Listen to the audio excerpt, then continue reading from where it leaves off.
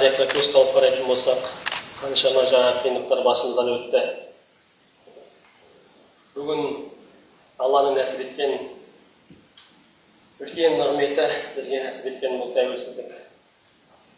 Егеменді ел болып, етек-жегімізді жиып, шекарамызды қоршап ел болып отырмыз. Бұл үлкен нығмет.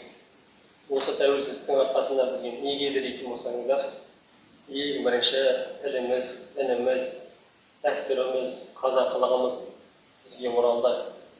Өйткені кезіндегі қылышына қантамған Совет үкіметінің салқын саясатынан біз құрудың шақ алдында тұрдық.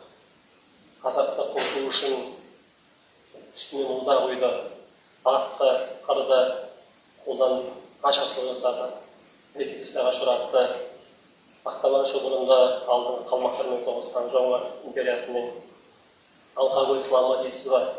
Қандай қиындық, қандай жазалаған өмір болған болса, соның барлығын қазақ басынан өткерді.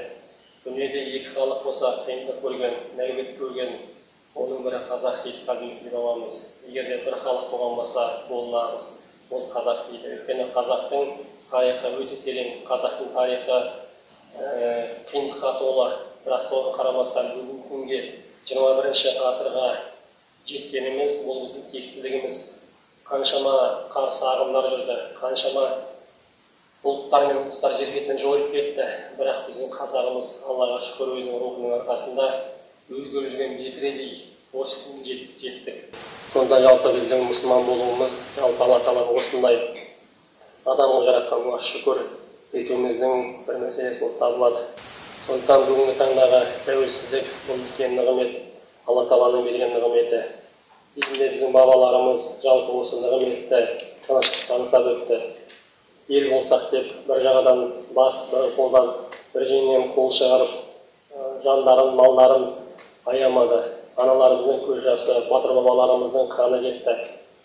Қалмақтың қаны қалдан серен күндердің бір күнінде біздің асыл бабамыз Абылай хан тұтқынға ұстайды. Тұтқынға ұстап, үлкен ақ орданы тіктіріп, сол ақ орданың ішіне жаңағы қалмақтың ең мықты деген 99 игі жақсыларын, уәзірлерін, батырларын бәрін жинап, қалмақтың ханы, қазақтың ханы Абылай ханмен тұтқынында.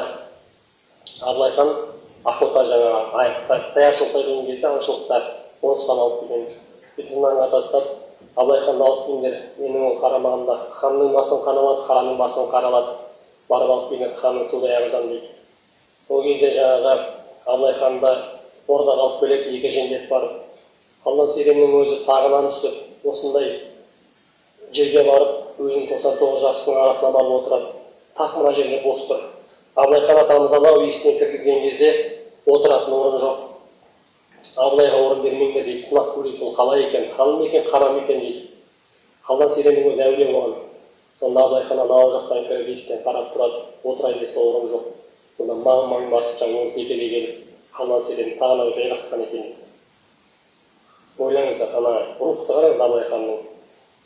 Таққа жайғасқан кезде Қалдан Серен сасала тақ болды дейді. Өзі бір бейне бір уәзір Абылай ханы сияқты. Содан айтады ғой, ей Абылай, сен бізді басын қаралма дейді. Қазір басын алам, ханның басын қаралады, хараның басын қаралады дейді. Сонда жаңағы алдында Ежен деген Абылай хан жекпе-жекте Қалдан Сереннің бауырын өлтірген. Жекпе-жекте Ежен қайда дейді жаңағы. Сәру қайда дейді, Сәру, аты Сәру болады. Сонда Абылай ханның жауабын қараңыз, Сәрумін деп Сәру айтпады, кеспеймін деп Қару айтпады дейді. Үш рет сұрайды, сонда Сәрумін деп Сәру айтпады, кеспеймін деп Қару айтпады дейді. Ей Абылай хан, сен бізді басылған ба? Енді міне ханым сұлай ағызам деп қанжарын көтеріп жүрген кезде тақ тақса дейді. Атың болса айт дейді. Бас кеспек болса да тіл кеспек жоқ, айтып қалайын дейді. Қалдан Серен, сен мені жігітше ең бірінші үш тілегім мен арманым бар дейді. Ең бірінші тілегім мен арманым дейді. Сен мені жігітше қан майданда ұстап алған жоқсың, немесе қан майданда өлтіріп деп тұрған жоқсың. Сен менің қатын сияқты артынан аңдып, саятшылықта жүрген кезде ұстап алып кеттің дейді. Ол жігітке жатпайды. Егер де қан майданда жігіттерше шайқаста өлсем арманым жоқ еді дейді. Екінші арманым артында елім жетім қалды дейді, қансыз қалды дейді. Арманым ол еді, елімді жаңағы ел қылып, қала қылып, алдарына малын салып беріп, шекарасын қоршап беріп, қазақтың ерлік тексенен арманым болып еді, сол арманым орындалмай кетіп бара жатыр дейді. Үш арманым бар еді депті абылай. Әттең-ай дегеніме жетпедім ай, 300-дің басын қосып қала салып, ел қылып өз алдыма кетпедім ай деп Абылай хан бабамыздың үлкен арманы болған. Ел қылу, жер қылу, қала қылу, 300-дің басын қосу, ұлы жүз, орта жүз, кіші жүз деп бөлінбей, барлығын бірлік ел қылып кету арманы болған. Сонда Абылай хан қала саламыз деп елді жинап жаңағы сөйткен кезде Тоқа жырау айтады: "Ай Абылай, қала салуға қазір бізге болмайды шырағым. Бізге кеш әлі, ерте әлі. Егер біз қала салатын болсақ, онда ертеңімізде мына жақта аюың бар, мына жақта айдаһарың бар, сыртта қаншама күштер бар. Олар бізді түтіп жеп қояды. Керісінше біз көшпенді болып жүріп, осыншама жерді қорғап отырмыз. Әлі ерте асықпа" деп Тоқа жырау тоқтатқан екен. Үшінші бір арманы Абылайдың: "Мен 4 атадан бері жалғызбын" дейді. 4 атамнан бері жалғызбын. Егер қазір мен алда-жалда өліп кетсем, мен өзімнен қорқып тұрғам жоқ ажалдан. 4 атамның кімдігіне зән келтірген боламын ғой дейді. 4 адам бірдей ұрпақсыз өтейін деп тұр деген кезде, жаңағы Қалдан Серенге бас төмен салып: "Ай, менің балам әмір санада 4 атадан жалғыз ғой. Мына жаугершілік заманда ертең әмір санаға да бірдеңке болса, мен де ұрпақсыз қалады екен ғой. Ай, айналайын әмір санамай, айналайын ай" деп жаңағы көңілі босап кетті дейді. Сонда Абылай хан нат дейді. Сөйтіп айтады: "Алдияр тақсыр хан ием" дейді, "мен айналайын дедіңіз ғой" дейді. "Балаңызға баладыңызға, бәлкім балаңызға қылыш сермемейтін шығарсыз" дейді. Сонда Қалдан Серен жаңағы Абылай ханды тұтқыннан босатып, өзі 99 жақсысын жаңағы ордадан шығарады да әмір сананы шақырады. Әмір сананы шақырып, екеуін достастырады. "Екеуің бауыр боласыңдар" деп Абылай ханмен.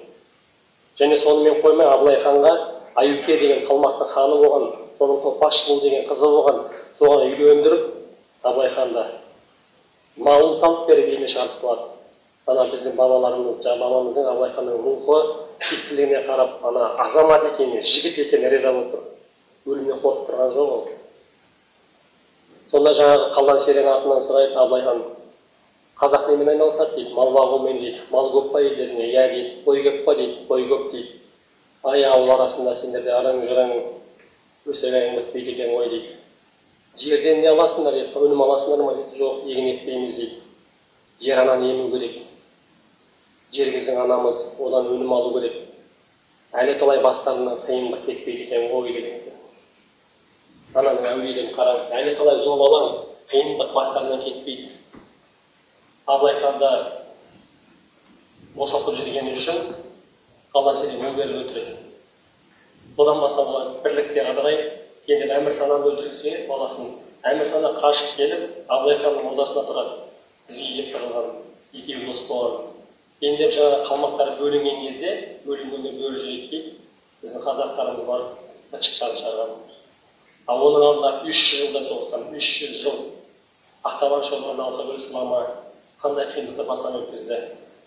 Бесікте жатқан 300 сәбиді дейді, 300 баланы бесігімен қосып суға жіберген. Кемпір шалдарға деп бауыздаған күндер болған.